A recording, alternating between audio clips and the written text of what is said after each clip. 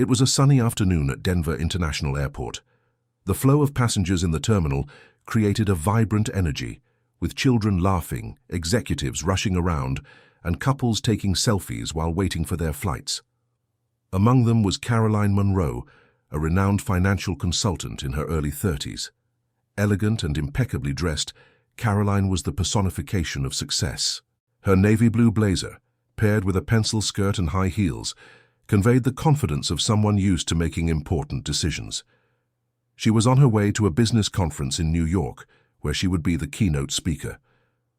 Caroline knew that this presentation could solidify her position as a leading figure in the industry. As she frantically checked her emails on her smartphone, her expression alternated between focus and irritation. The flight was delayed, which was not uncommon, but every lost minute felt like an insult to her carefully planned schedule. Finally, the announcement came that first-class passengers could board. Caroline sighed in relief, grabbing her designer handbag and her laptop as she walked toward the priority line. The narrow airplane aisle seemed like an oasis of calm in first class. The spacious seats, the champagne served with a smile, and the silence were exactly what she needed to mentally prepare for her presentation. She quickly settled into seat 3A, adjusted her belongings in the overhead compartment, and sat down, checking her watch as she waited for the other passengers to board. Soon after, a tall man in a pristine military uniform appeared in the aisle. He carried a worn backpack over his shoulder and looked tired, yet his posture was still firm. He stopped next to Caroline and glanced at the seat number. "Excuse me, I believe this is my seat," he said calmly, pointing to seat 3B. Caroline glanced at him briefly, raising an eyebrow slightly. She forced a polite smile and straightened her posture. "Oh, of course, sorry," she replied, turning back to her phone, offering nothing more than superficial cordiality. The man, whose name was Nathaniel Harper, placed his backpack in the compartment and sat down next to her. He offered a courteous good afternoon, but Caroline merely nodded, once again absorbed in her messages. She had never had issues traveling alongside strangers, but something about this man felt off to her. Although she hadn't openly expressed it, Caroline wondered in her mind how he had managed to get that seat. As the plane took off, Caroline continued reviewing her presentation. Next to her, Nathaniel gazed out the window, lost in thought. A short time later, a flight attendant came by offering drinks. He stopped next to Nathaniel and, noticing the uniform, smiled warmly. "Thank you for your service, sir. Would you like something to drink? It's on us." Nathaniel nodded with a shy smile. "Just water, please." Caroline observed the interaction from the corner of her eye. Something about it started to bother her. She felt the attention Nathaniel was receiving was disproportionate. After all, everyone on the flight had their own stories and hardships, she thought. Her expression hardened when she realized she was being ignored by the crew. While the flight went on, Caroline occasionally exchanged glances with Nathaniel, though not very interested. She noticed when he pulled a photo from his pocket, gazing at it for a long moment. Curious, she leaned in slightly for a closer look. It was a picture of a smiling little girl holding a colorful balloon. Before she could stop herself, Caroline commented, "Your daughter?" Nathaniel looked at her, surprised. "Yes, my daughter, Mia." Caroline nodded, but the conversation ended there. Something about the way Nathaniel spoke bothered Caroline. She found him too reserved, as if he was hiding something. In her mind, she started forming assumptions. Maybe he had received that seat for free. Maybe he was using the uniform to get certain perks. She knew many military personnel were treated with deference, but she couldn't help feeling annoyed. As Caroline tried to ignore her thoughts, Nathaniel took a small notebook from his backpack and started writing. His handwriting seemed methodical, and his gaze was fixed on the paper. Caroline threw a quick glance, not wanting to appear intrusive, but couldn't resist her curiosity. She noticed he drew small diagrams and wrote words she couldn't decipher from a distance. Eventually, the flight attendant came by with dinner, and Nathaniel thanked him with a polite smile while receiving his tray. He looked over at Caroline, who was still absorbed in her phone. "Aren't you going to eat?" he asked, trying to start a conversation. Caroline raised her eyes for a moment and answered in a sharp tone, "I'm not hungry." Nathaniel shrugged, respecting her silence. While he ate, he once again glanced at the photo of his daughter. Caroline, still feeling bothered by the attention he seemed to draw, finally decided to ask, "Do you travel like this a lot?" Nathaniel looked at her, somewhat surprised by the direct question. "Not really. This trip is special. I'm heading home after a mission overseas. I haven't seen my daughter in 2 years." Caroline hesitated. The information felt heavy, but she didn't want to delve deeper. 2 years is a long time. It must be hard. "It is," he replied simply, turning his gaze back to the photo. Silence once more settled between them, but in Caroline's mind the interaction was prompting reflections. She had always prided herself on her independence and having achieved everything on her own.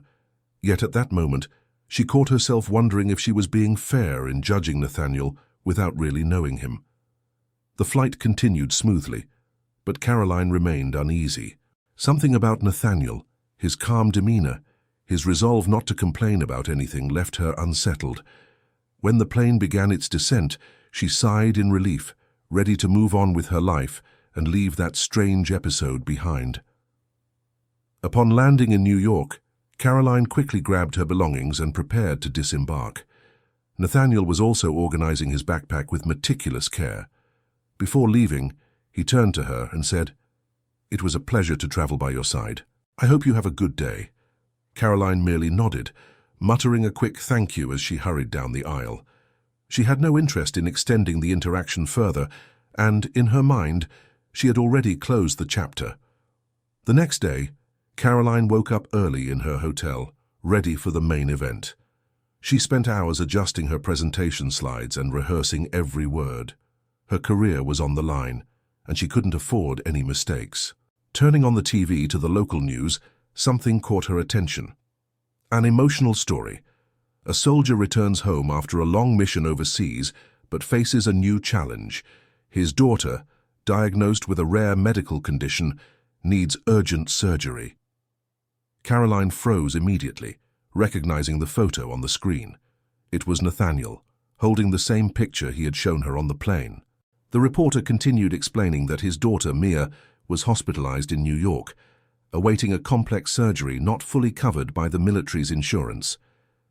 Despite his contributions and sacrifices, Sergeant Nathaniel Harper faces a struggle many parents know all too well: how to save his daughter's life in a system that doesn't always prioritize the most vulnerable. Caroline felt a lump in her throat.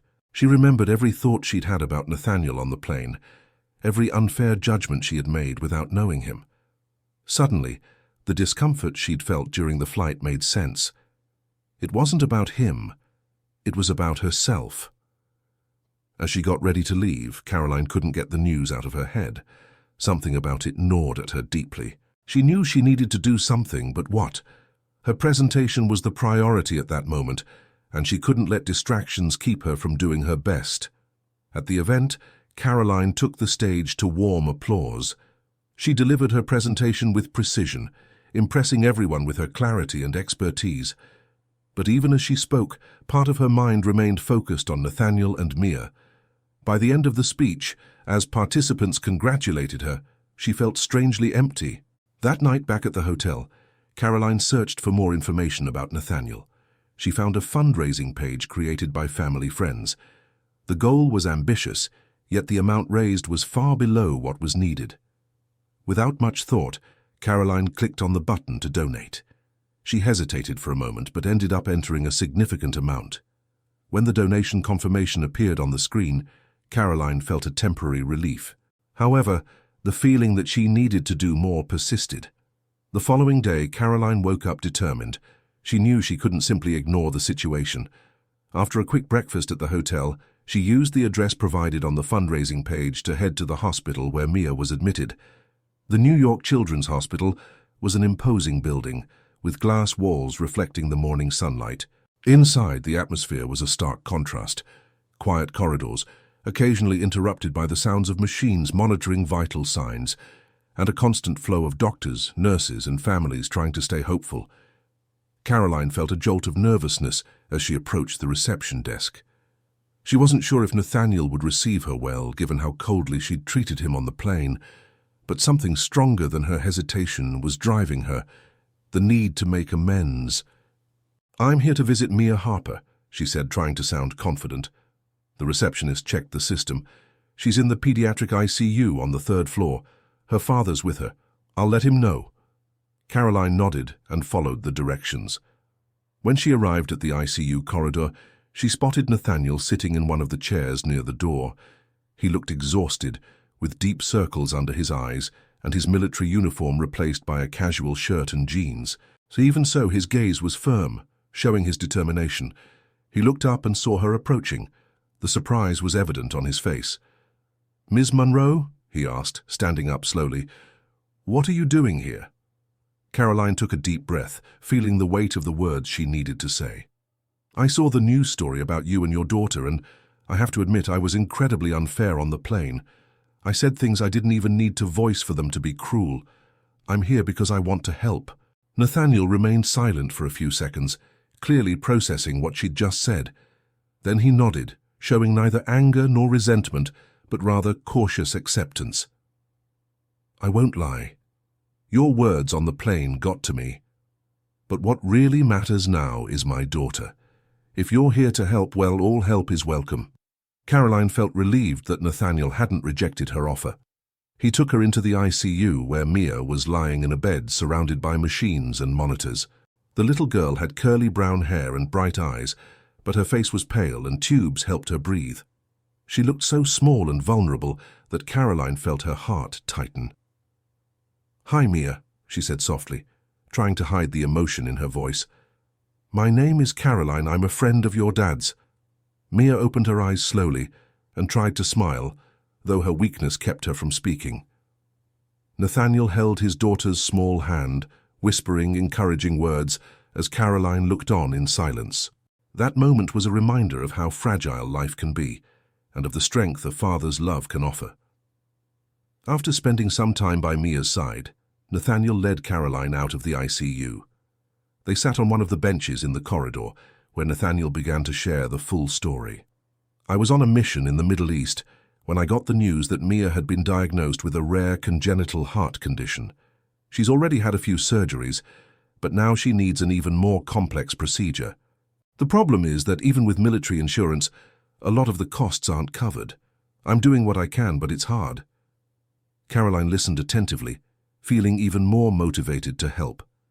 "I made a donation on your fundraising page, but I think that's not enough. I want to use my network to try to rally more support." Nathaniel looked at her gratefully. "If you can do that, it would be a huge relief. Every bit of help makes a difference." In the following days, Caroline threw herself into the cause.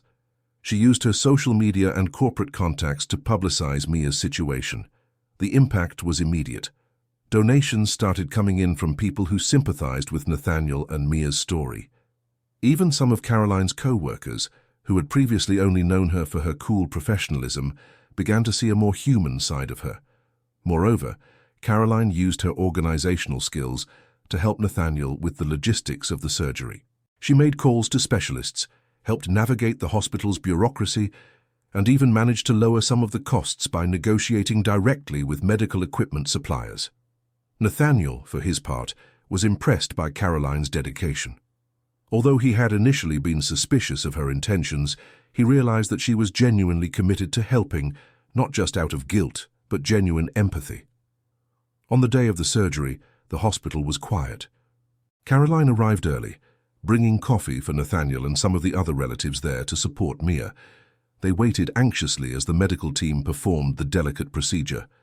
Every minute felt like an eternity, and Caroline, who prided herself on maintaining control in high-pressure situations, felt vulnerable. Finally, after hours of waiting, the surgeon appeared with a tired but reassuring smile. The surgery was a success. Mia will need time to recover, but we're optimistic about her prognosis. Nathaniel let out a sigh of relief and covered his face with his hands, unable to hold back his tears. Caroline felt her own eyes fill with tears. She knew there was still a long road ahead, but this was a huge step forward.